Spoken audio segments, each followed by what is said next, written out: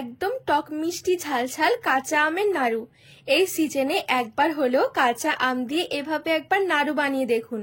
একদম ভিন্ন স্বাদের একটা রেসিপি। কাঁচা আম দিয়ে আমরা অনেক কিছু বানিয়েছি, তবে এই নাড়ুটা না বানিয়ে খেলে পুরো আফসোস থেকে যাবে।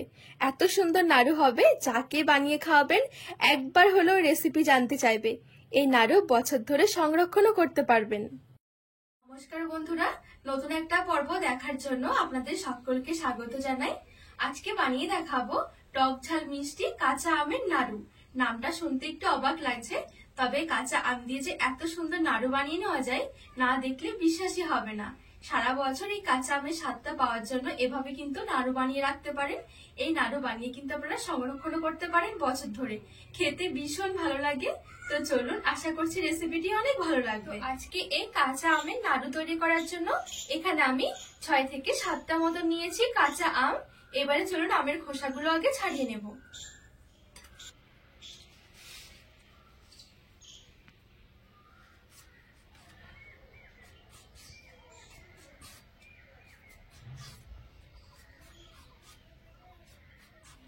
তো এই দেখুন, খুব সুন্দর করে আমি খোসাটা ছাড়িয়ে নিয়েছি।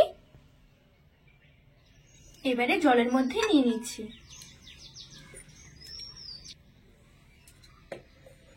আর এই জলের মধ্যে আমি সামান্য একটু দিয়ে দিচ্ছি লবণ।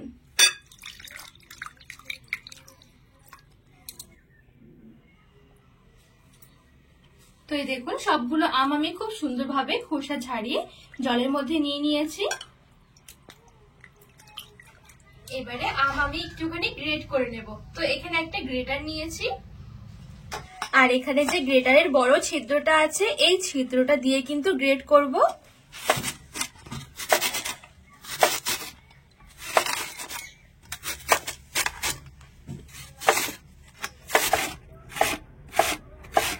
আর চেষ্টা করতে হবে এরকম একটু লম্বা লম্বা করে গ্রেট করার।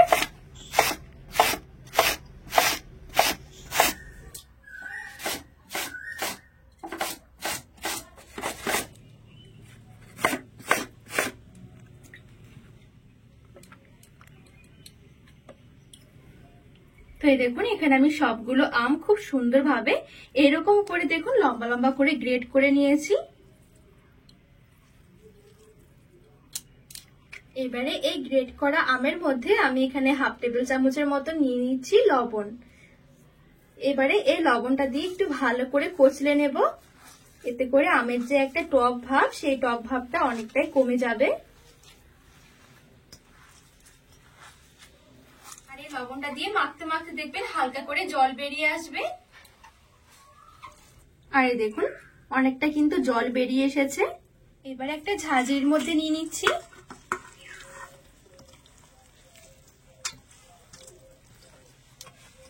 আর উপর থেকে অল্প করে জল দিয়ে ভালো করে একটু ধুয়ে নেব।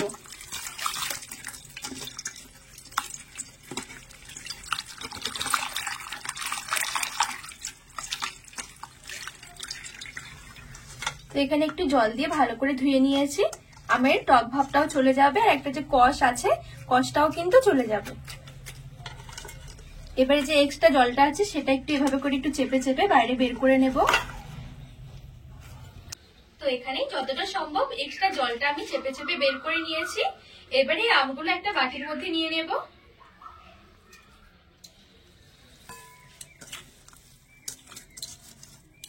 দেখুন, সবটুকু আম আমি বাটির মধ্যে নিয়ে নিয়েছি। এবারে দিয়ে দেব চিনি। আমি এখানে মেজারমেন্ট কাপের 1 কাপ চিনি নিয়েছি। ধরতে গেলে এখানে গ্রাম থেকে 250 গ্রামের মতন চিনি আছে। 6 থেকে 7টা মতন মিডিয়াম সাইজের আমের জন্য কিন্তু এরকম 1 কাপ চিনি যথেষ্ট, খুব বেশি একটা দেওয়া যাবে না। ভালো করে চিনিটা মিশিয়ে নেব।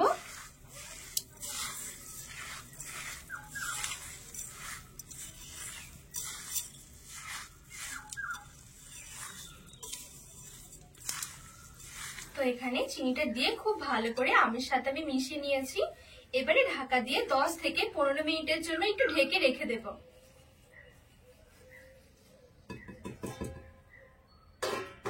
এবারে গ্যাস ধরিয়ে একটা কড়াই বসিয়ে দিয়েছি। কয়েকটা গোটা মশলা একটু ভেজে নেব। সামান্য একটু দিয়ে দিচ্ছি কাঁচা মৌরি, আর দিয়ে দিচ্ছি সামান্য একটু গোটা ধনে, আর দিয়ে দিচ্ছি সামান্য একটু গোটা জিরে। মশলার পরিমাণটা একদম সামান্য করে নিতে হবে। এবারে একদম হালকা আছে একটু ভেজে নেব। আর এখানে দুটো শুকনো লঙ্কা আমি এরকম করে একটু ফাটিয়ে দিয়ে দিয়েছি। আর অবশ্য হালকা আছে একটু ভেজে নিতে হবে, মশলাগুলো পুড়ে গেলে কিন্তু তেতো হয়ে যাবে, খেতে ভালো লাগবে না। তো এই দেখুন মশলাগুলো খুব সুন্দর করে ভেজে নিয়েছি। এবারে শিলপাটায় নিয়ে নেব। এবারে গোটা মশলাগুলো ভালো করে একটু গুঁড়ো করে নেব।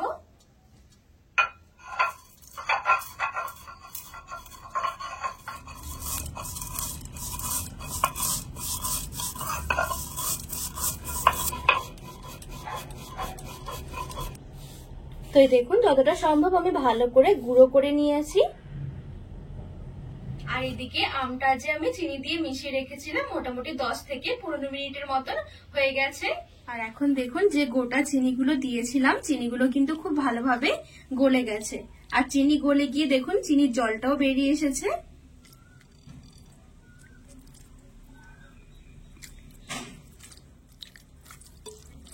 সামান্য একটু দিয়ে দিচ্ছি হলুদ গুঁড়ো, আর একদম সামান্য একটু দিয়ে দিচ্ছি কাশ্মীরি লাল লঙ্কার গুঁড়ো, একদম সামান্য করে দিয়েছি।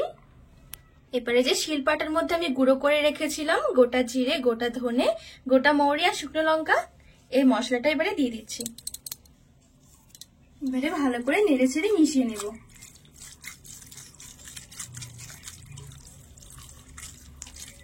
আর এখানে আমি একদম সামান্য একটু দিয়ে দিচ্ছি লবণ।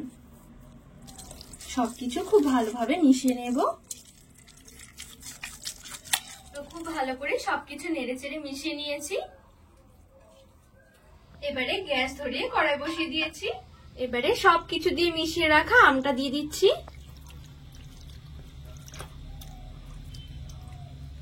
চারিদিকে ভালো করে একটু ছড়িয়ে দেব।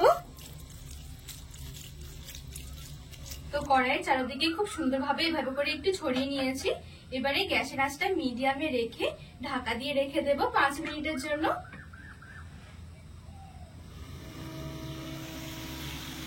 তো এখানে 5 মিনিটের মতন আমি ঢাকা দিয়ে রেখে দিয়েছি। আর এখন দেখুন আমের টুকরোগুলো কিন্তু খুব ভালোভাবে সেদ্ধ হয়ে গেছে।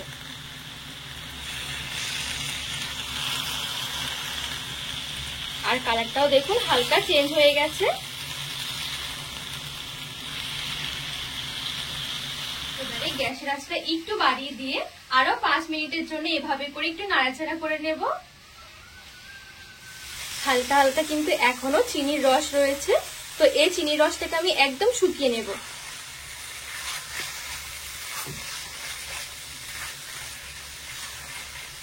আর নাড়ুগুলো অনেকদিন পর্যন্ত ভালো রাখার জন্য আমি এ পর্যায়ে দিয়ে দিচ্ছি 1 টেবিল চামচের মতন ভিনিগার।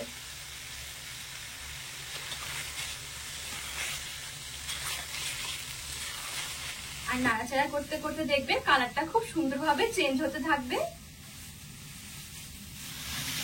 তো এখানে আমি পুরো 5 থেকে 6 মিনিট সময় নিয়ে একদম নাড়াচাড়া করতে করতে দেখুন একদম শুকিয়ে নিয়েছি। আর আমটা চিনির মধ্যে ভিজিয়ে নেওয়ার কারণে কিন্তু পুরো একদম গলে যাবে না। আর দেখুন কালারটাও কত সুন্দর চেঞ্জ হয়েছে। যখন দেখবেন এরকম নাড়াচাড়া করতে করতে পুরো একসাথে জড় হয়ে আসছে, তখন বুঝতে হবে এই নাড়ুর জন্য পাকটা একেবারে রেডি। এই দেখুন কড়াই থেকে ছাড়তে শুরু করেছে আর পুরো কিন্তু একটা ডো হতে শুরু হয়ে গেছে।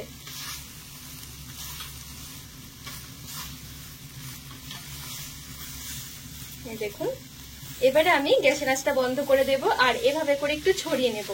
ছড়িয়ে ভালো করে ঠান্ডা করে নেব। এবারে গ্যাসের আঁচ থেকে নামিয়ে নেব আর ঠান্ডা হয়ে গেলে তারপরে নাড়ুগুলো রেডি করব। তো এই দেখুন এখানে আমি খুব ভালোভাবে ঠান্ডা করে নিয়েছি।